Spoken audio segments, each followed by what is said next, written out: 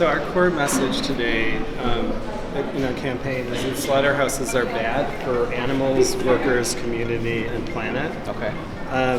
They have a negative impact on public health, the planet, and they undermine our struggles against prejudice, inequality, injustice, and violence. We are asking the mayor to support our efforts to get BACP and CDPH, the Department of Public Health, to crack down on these slaughterhouses.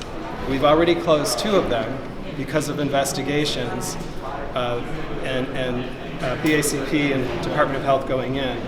One of them's up for sale, and one of them has been closed down since May. After BACP's own investigation,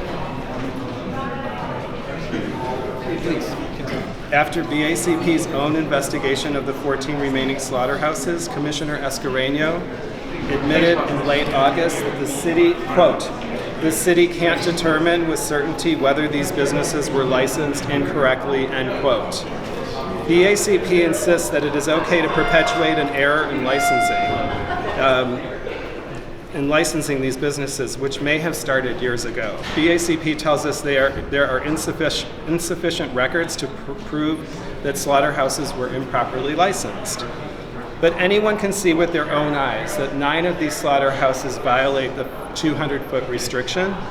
Anyone can go out into the city's zoning map website and see that 5 of these businesses are not in the right zones. They are in zones that actually prohibit slaughter.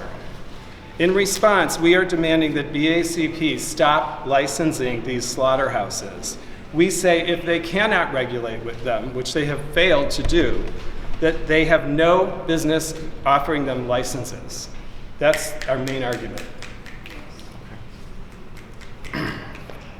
So, that's what we're here for. We're hoping to get the mayor's support. We have some information on our campaign. We have a 12-point case for closing slaughterhouses, which I can go over with you. But I'll give you some of these. Yeah, so what I will ask is for the literature. So first of all, thank you all for coming. And I see there's many of you, and you're very passionate about this issue, and we appreciate you coming to inform us about this issue. My name is Juan Carlos Linares. I'm the Chief Engagement Officer in the Mayor's Office. This is Vance Henry and Nubia Willman, both with the office as well, here in the Mayor's Office.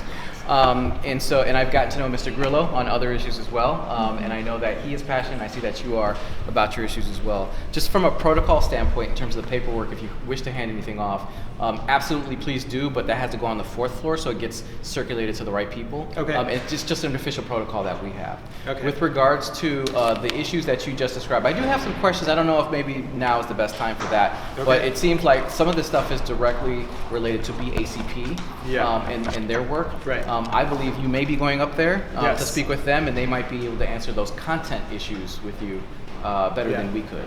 So our job is really to come here to listen to you, and given that the mayor's schedule is really tight and she currently has something else going on right now, is to pass that message on to the mayor. In fact, I was told you're already coming and we're here to welcome you, so I had already let her know that you would be here. I don't think she's going to be walking out here because she has other commitments, but I will definitely pass on the message that you are here. Okay, and just so you know, we've been working with not working with BACP, but we have been in contact with them, and we've been in meetings with them.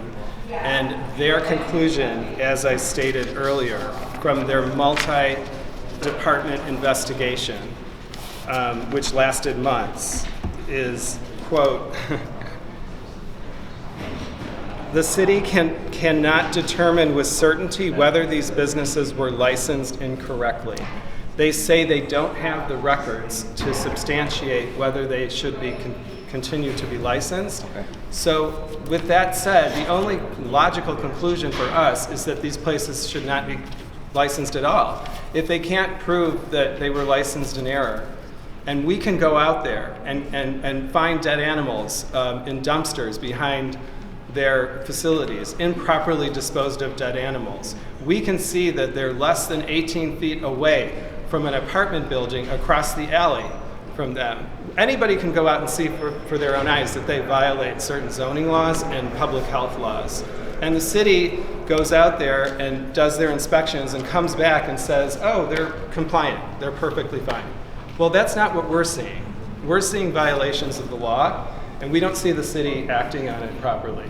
So we've worked with BACP. We're going to push for harder with public health, but we need the mayor's support on this issue. Okay, well, we appreciate that.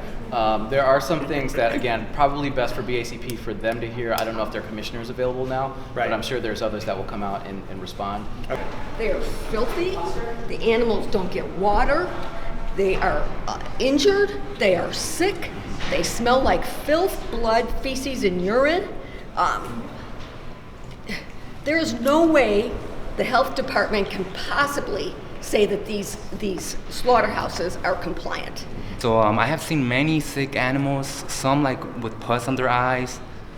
One time we seen a pig frozen to the side of the truck. Basically, I've been spending almost 3 years going to vigils left and right. We're seeing a truck full of pigs and goats, most of them having scabs, spores, and some cases of hypothermia, particularly in the wintertime, most likely. And it's always disturbing to watch.